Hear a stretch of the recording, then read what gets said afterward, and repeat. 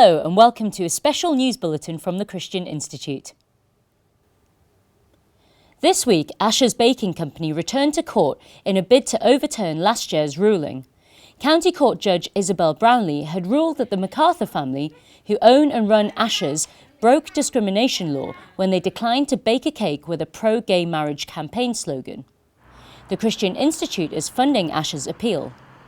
Speaking outside the Court of Appeal in Belfast on Monday, Daniel MacArthur, the General Manager of Asher's, stressed the vital importance of the case. This has never just been about one little bakery in Belfast. It's clear that it's always had implications for freedom of expression throughout the UK. Now, throughout this, God has sustained us graciously, even though we're only weak sinners. And the Gospel says that we're all sinners, and God is the great judge. None of us can hope to stand before Him on our own strength or our own goodness because we have none. But we're thankful that Jesus Christ has lived a perfect life. He's died an atoning death and He's rose from the dead so that we can be reconciled and have peace with God. And it's this hope that sustains us. It is this that gives us joy, and it will sustain us whether today we win or we lose this case. Thank you. The Christian Institute's Simon Calvert said it had been a privilege to stand alongside the MacArthur family.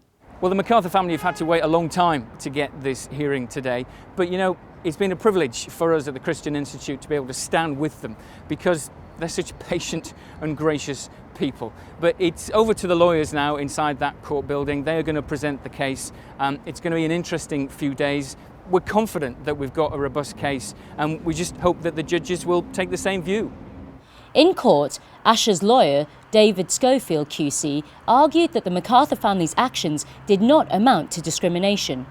He told a panel of 3 senior judges, including the Lord Chief Justice, that discrimination must be against another person, not an idea or an object. Citing the European Convention on Human Rights, he also noted that free speech protections include the right not to impart information. Northern Ireland's Attorney General gave reasons for his dramatic intervention in the case. John Larkin QC told judges that the Asher's case is about expression rather than discrimination. I say very clearly, if it was a case where Mr. Lee had been refused some of Asher's excellent chocolate eclairs because he was gay or perceived to be gay, I would be standing on the other side of the court. But it's not about that.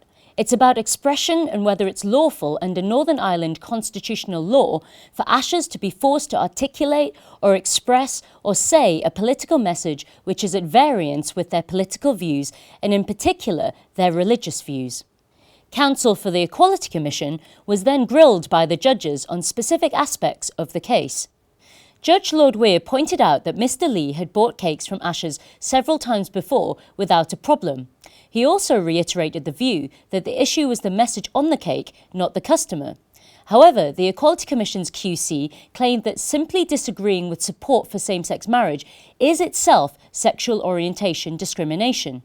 At the end of proceedings, the judges said they would issue their ruling as soon as they can. This could mean weeks or possibly months. Over 19,000 people have now signed a petition in support of the MacArthur family. To learn more about this week's proceedings and the history of the case, visit christian.org.uk.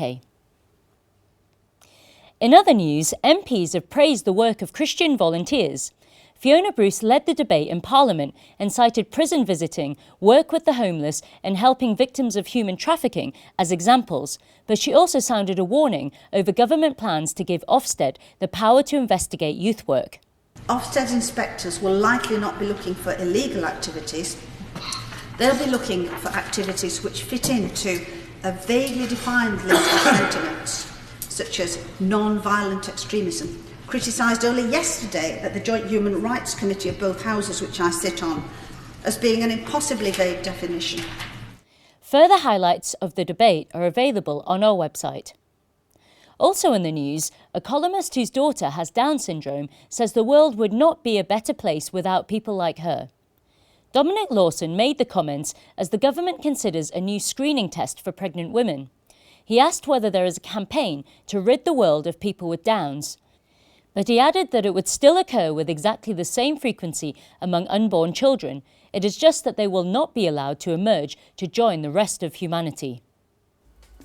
Well, that's all for this week. For regular updates and information on all our stories, plus much more, visit our website at christian.org.uk. Until next time, goodbye.